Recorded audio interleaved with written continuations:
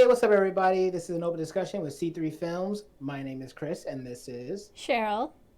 And today we're going to be talking about the movie The Chaser. It's a 2009 film, a Korean film, and we are going to be going into spoiler territory. So if you have not seen the movie, I have a hard time recommending it for you to go see it, despite it being good. But for the purposes of you watching this and not getting spoiled, maybe go check it out. It's free on Hulu, and then you can come and watch this video.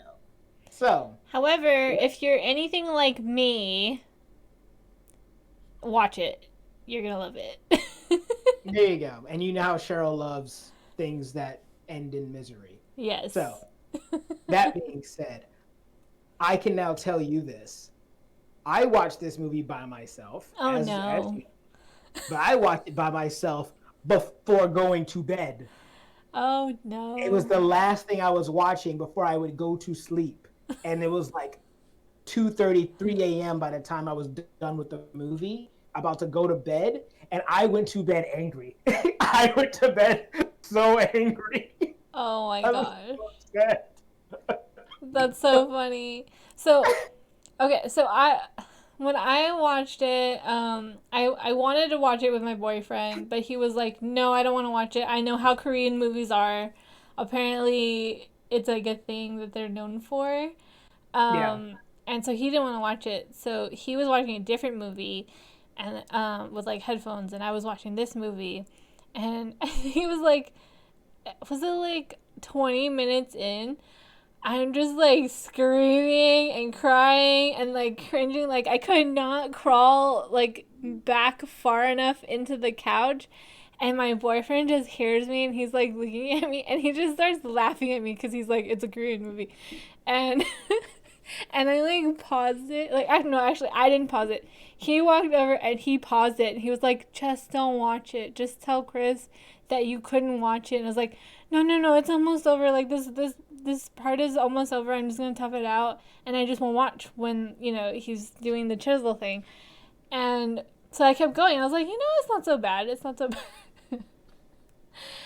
And but I was wrong because at the very end is when it's like a really long fight between the pimp, the main character, and the killer, and they're like fighting and stuff, and it's one of my favorite scenes actually, because It's pretty good. it's just it was like a piece of art really, and the whole time I was like screaming and like I literally like I thought it was gonna be over, and then he gets the golf club out, and then he starts whacking. I literally rolled back because at this point I have moved from the couch to the bed because that's where my boyfriend was watching his movie, and I was like, "You need to sit next to me."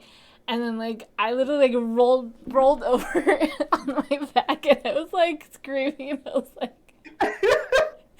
"Oh my god!" So you had fun watching this I movie. had so much fun. Oh my goodness. Yeah, see, like I love one of the things I have to agree with you on is the fact that the way the fights are shot is really good, especially at the end of the movie. But there's the first altercation they have.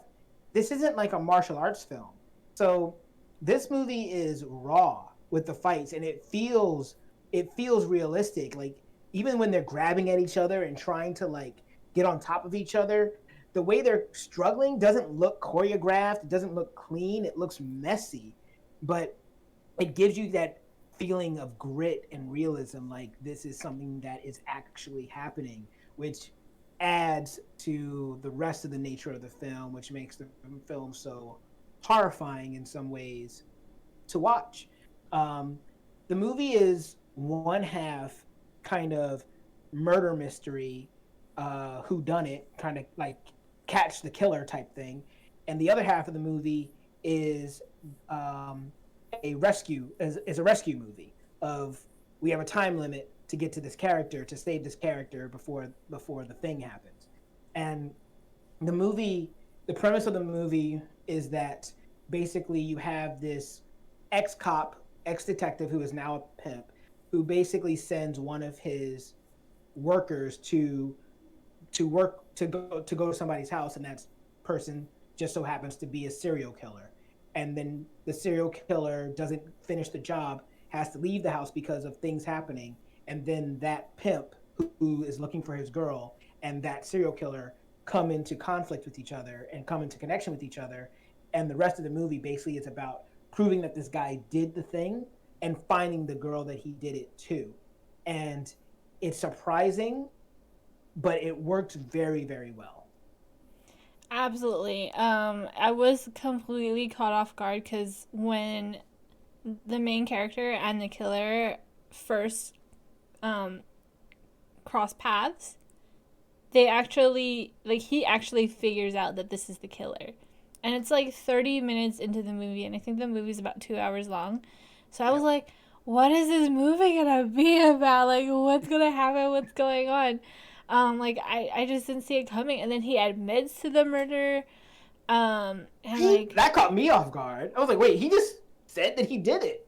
right. But that's actually something that happens quite commonly with killers, serial killers, is they very easily admit it. And like, I don't know why. Like I don't, I'm not like a um like really well versed on why they do things they do, but I do know from like watching a lot of crime movies and documentaries and stuff that it is something that they will do, is they will just admit to it, especially when they've already been caught, even though they haven't been like convicted or anything. They'll just Wow. admit it. And yes, sometimes they do get released and they get away with it, and there's not enough evidence. And so this was just very real to me, like just in general, like you were talking about the fight scenes. It wasn't just the fight scenes that made this movie feel real. It was just everything in general, like from the casting to the way people behave. It's very raw. It's very true to how people actually behave in real life. So it doesn't feel scripted. It doesn't feel acted. It feels like you're watching something actually happen, which I think is amazing because, you know, usually when you watch a movie, you're like, oh yeah, this could happen in real life, this could happen in real, but then it really doesn't. Like things like that don't really happen in real life. But in this movie, almost everything that happens could happen in real life, and I think that's why it's such a good movie. Yeah, and the movie really ends up pulling you in, because of the nature of that. And this movie isn't about heroes. The Our primary protagonist is a villain. He's he's a crooked ex cop who forces a sick woman to go to work as a sex worker and leaving her child at home by herself. Thinking he didn't know she had a child, but he wouldn't have cared anyway. He is about making his money, and that's all he cares about. So he is kind of a despicable main character, and when you're watching him, you kind of want him to kind of catch it, but it's almost kind of like the lesser of two evils thing, because the moment that you meet the murderer and you see what he's doing to this woman, and you really just want her to survive, when the murderer meets this pimp, you just really want the pimp to kill him. You just really want the pimp to like beat him up and do whatever he can, and you want the murderer to like get his comeuppance. And this movie, though, it doesn't. Well, we'll get to the ending soon, or the next to the ending, but it doesn't really play out that way. And but as far as like a character arc for the main character, there is one that exists, and it's one that happens because of the discovery of the little girl, the daughter. And the daughter acts as that humanizing factor that causes the main character to change and to become less of a pimp concerned with getting his money and more of a cop that's concerned with saving someone's life. And that's another thing that's handled very well in the movie, I think. Yeah, and I think the little girl was amazing. She was such a great actress, for Yeah, such a she's little really good. girl. She's so cute too. And there's the one scene where like they think that her mom is dead, and she's in the car, and it's like we're not in the car, we're outside of the car, and it's raining, so we can't hear anything inside. But we can see her crying, so it's very visual. There's no audio, so it's just her crying, and it's like heartbreaking, and like all we hear is rain and like somber music, and then we see the main character on the phone, like he's doing everything he can for her. It's just a beautiful sequence. It's also amazing because it's preceded by them. They shoot her in the car when he's talking to one of the other sex workers, and she's talking about what the guy did and his problems, like, and everything else like that. And then the woman comes out and says, "Oh, he killed someone, didn't he?" And the protagonist looks at the little girl, and the camera's still outside the car, and it's showing the little girl. She's just sitting there looking at him through the car window, and then the next cut is her through the car window again, but now she's like screaming and we can't hear it. Mm-hmm. It's like I only wrote down very few notes for this movie, but that was one of the things I wrote down too because it's that powerful. It's There's so many moments like that in this movie, but that to me was like one of the most well executed oh my god, one of the most well executed moments in the movie. All right, he gave up. Yep. But yeah, like Cinematic. yeah, There it is. that, and I'm gonna talk about that last fight scene again because that one just it's so good, right? There was no music over that fight, and like you're just like it's that captivating that you don't need music, and the fight goes on for quite a long time, and Yeah. it's just literally to them fighting, and you would think that like that's not very interesting to watch two people fight for that long, especially Especially when it's not like flashy.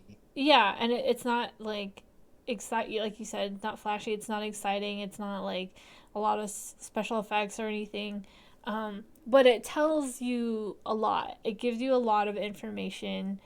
Um, there's a lot of development in that one sequence where it first starts out with the main character having the upper hand. He's a stronger person. He's the one with the power. He holds the power, and then it switches.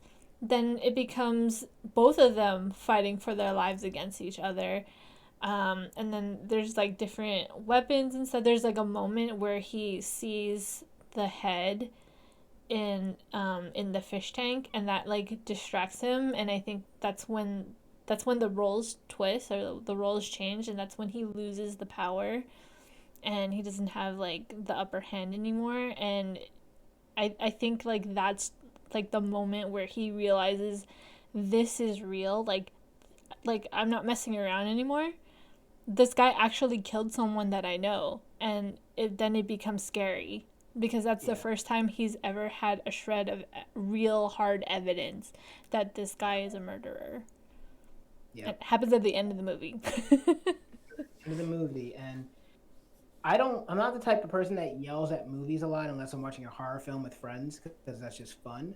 But when I'm watching thrillers and stuff, I'm normally quiet and just kind of watching it and experiencing it. But this movie actually had me shouting at my TV, which is not something I normally do. And earlier this year, we watched, or maybe it was last year, but we watched earlier in the show's life, we watched The Little Things. And I'm actually grateful for having watched that movie before this one because I feel like if I hadn't watched Little Things before this one, I would find it kind of unbelievable that they could let somebody who admitted to murdering somebody just go. But then I remember how in The Little Things, the whole thing about it was they have people that come in and confess to crimes that they didn't commit. And they can't just hold people on nothing but their word if they have no evidence. So even in Little Things, somebody who admitted to committing a crime, they said we have to let him go because he's also done it before. And in this movie, they brought that up that the killer that they catch in this movie actually did admit to the same crime in another town, and they had to let him go for lack of evidence. So it's the same type of thing, except in the little things, we didn't know if that character actually did commit the crime. In this movie, we did know, we do know that the character committed the crime, and that makes it all the more frustrating. Yeah, that part did get me a little bit, although it was such a small thing that it made me feel like it was small enough for me to like forget about Right. it. Mhm. But I was like, he had the detail that the murder weapon was a chisel. So Right. that kind of gives away, unless like the public knew that the murder weapon was like that, which they usually don't release that information to the public. But if that were the case, then it's not sufficient evidence. But if it was not public information, then I think that's enough to hold the person. I would Um, think so. yeah, but I did think that it was funny that to get information out of him, they let the main character beat him up. Although it was unsuccessful, I just thought it was funny where they're like, "Oh, well, he doesn't work for us, so I mean, we're at a meeting right now." Yeah, that moment when he walks in and then sees what's happening and then just kind of closes the door and tells everybody, "Hey, no." I mean, on one hand, I was like, okay, that's kind of cool. They're doing whatever they can to try to solve this crime. But on the other hand, it's like it ended up blowing up in their face because that's one of the biggest reasons they had to end up letting the guy go. Because he there was a lot of things working against him. Like he got arrested without having any evidence, and they needed 12 hours to try to come up with evidence. So they were running against the clock. And the only thing that I predicted in this movie was that because of the way the movie was going, I realized that at the end of the movie there had to be a some type of ticking clock to make us worried. So when I realized that, I said, okay, so she's probably still alive. At the beginning and during the movie, you're not really sure if the character's alive or dead. She got hit with a chisel and her or a hammer, and her head was bleeding out, and two other people died right after that.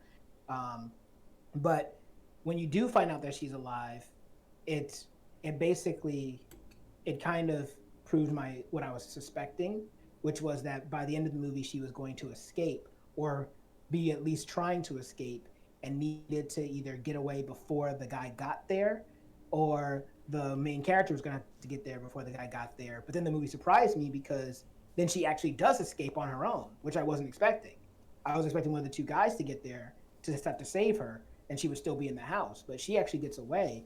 And which leads me to one of the other things about this movie, its ability to play with your emotions and to crush your hopes and dreams, because when she does get away and she gets to the house and or she gets to the convenience store and then the villain walks in and the woman says, "Oh, that girl is here," I literally shouted out loud to my television, "You dumb expletive," because I was just so upset. And that moment when he goes in the back and sees her there and lifts the hammer, and you're just praying that the cop outside runs in because you know she's there, or somebody gets there, you're just hoping that she gets saved, and then she doesn't get saved, and you just see the hammer go up and down, and you can feel like your soul just being crushed with every blow of that hammer, which is very impressive for a film to do. That means it's making you feel things. Yeah, I definitely love that. I love the way it ended, just because it was not what you expect. It's almost like they knew you were gonna, they led you to expect that to happen, because that's usually what happens in movies where like they're like it's a race against the clock to save her. But no, he's not gonna save her. She's gonna save herself, because that never happens in movies. But then like, oh wait, but there's more. Not only is she gonna save herself, but she's also gonna be murdered anyway by the same guy. So like that and also because they gave her enough time to call the main character, and he didn't hear the phone call because he was too busy trying to look for her. And had he picked up that phone, he would have known exactly where she was, and he would have gone there straight away, and he could have saved her. But it's because of that, like that one missed opportunity, and then it becomes all these like little things, like one small detail could change everything. And that's Yeah. like if he had answered the phone, if the guy didn't go to the store, if the lady didn't ask him to stay, if the woman cop that was tailing the murderer went into the Just store. walked in. Yeah. But all the things that they give you so many chances, like they actually wrote it that way. They wrote all of these things in the movie to, they dangled these little things to us saying like, oh, like here's a chance, but we missed all of them. And so it makes it even more powerful when she actually gets killed. Yeah, yeah. And the things that have happened make sense. There's two major things, right? The fact that the woman is following him, the woman cop, she it makes sense because they're trying to find out where she's hidden, and they're trying to have him lead them back to where he lives or where he's hiding the bodies. So yeah, it feels right to wait for him to get to his house. And the only reason he goes to the convenience store, there's this moment when he comes out of the police station, he has a cigarette and he's smoking, and it's his last one. And then he takes the box and chucks it over his shoulder as he's walking. And because he's out of cigarettes, he goes to the convenience store to get more, which is where she is. And it just it's it feels bad as a viewer, but it feels good from a story perspective. Yeah, like there's so much detail and like almost everything in the movie makes sense. I think there was just that one detail I mentioned earlier. Yeah. Um, and then there was the other detail that they actually brought up too, because he was saying like her car is parked here, so it must be within 5 minutes walking distance from there. But like, why didn't they look in that area in the first place? And he didn't have that idea until the end of the movie. At the end of the He movie, had a yeah. different idea, and wasted time all on that. But my initial instinct was, well, he knew where her car was, so it must have been near there. So I don't know why like he had the other guy looking somewhere else. But like those two things were literally the only little details that kind of threw me off a little bit.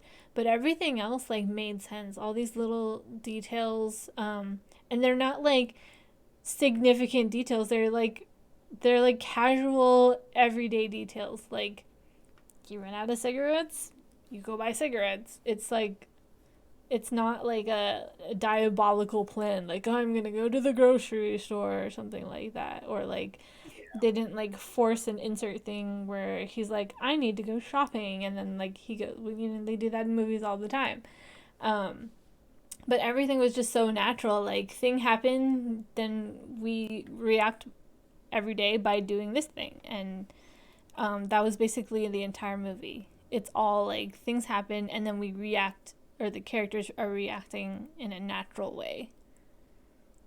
Yeah. Yeah. Yeah, it's absolutely true. And I guess the next question I had for you is that do you think it's more satisfying if he lives or dies in the end of the movie? Is it more satisfying for him to be killed by the main character or to have him be arrested and have all of the bodies that he's buried found, knowing that he's going to jail now? Which do you think as a viewer is more satisfying for you? I didn't want the main character to stoop so low as to murder someone, so I'm glad they stopped him. I Mm, wish he held back, because I wish he would have had that moment like, oh, the cops are here, they're gonna take him. Um, but because I don't know that he like cared that much about his girls that he would be so upset that he would want to like take vengeance on the guy. I I don't think there was enough there for I him. think at that point, I think it was more about the little girl that no longer had a mom. I think it was less about the other girls that he lost and more about the one that he lost, because that's the reason he was also working so hard to find her, was for that little girl. So the fact that he failed and she died, I bought it in that way. That I think they even show a flash of the little girl's face for a second in that scene. So I think it's more about the fact that this guy took away this little girl's mom, and he knows how important that she was for her, even if that woman wasn't as important to him, because she meant enough to the little girl who he grew to care about. It made him want to save her more in that way, and it hurt that much more, especially when he saw the evidence at the end of the movie where he saw literally her head, which is got to be horrifying, right?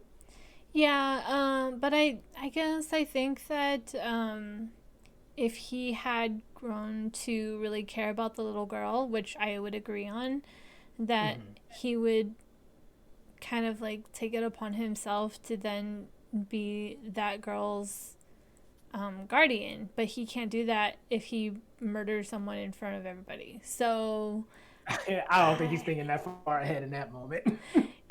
yeah, but I think like in my mind that's where I was at for his character. I didn't want Yeah, him to to murder kill. anybody.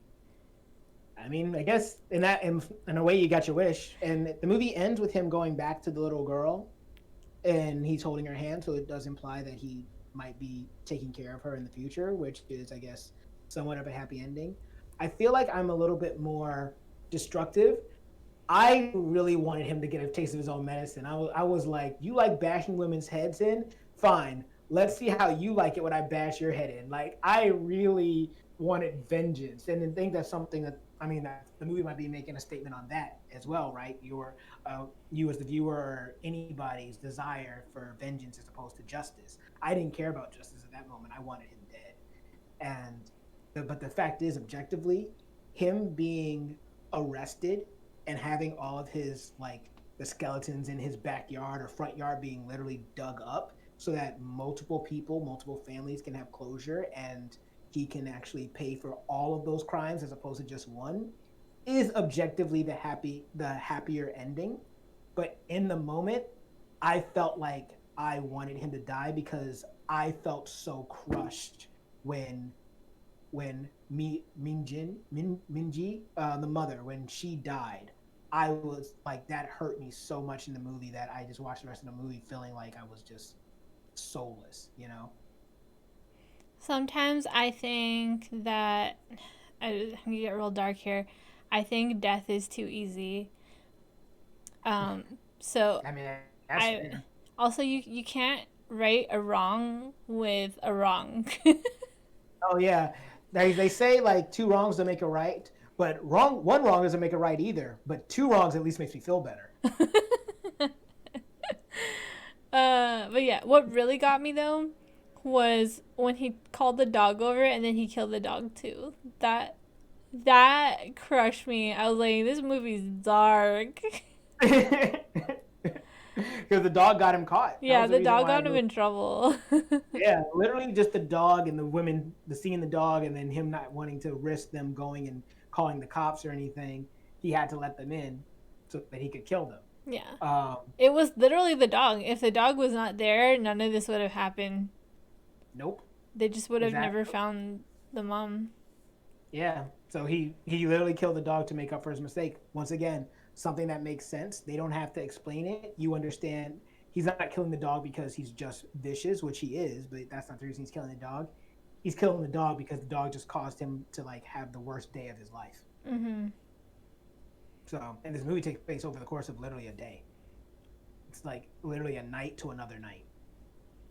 So, yeah, I mean, it's a rough movie, but I But it's would good. definitely say it's a good one. It's Yeah. amazing. It's kind of like Joker, right? Where it's like a hard movie to watch, but it's so well put together that it's just a good movie, but you don't really need to watch it more than once. I might Nope. though, because I really liked it. It was definitely hard to watch, but like it's just such a beautiful movie. It probably will be easier the second time, and I'm betting that you'll probably watch it with somebody. Yeah, and I would probably skip over it, that one part 20 minutes in. Yeah, yeah. That is just uncomfortable. Him trying to line it up. Yeah, that's rough. But anything else you want to say before we wrap up here?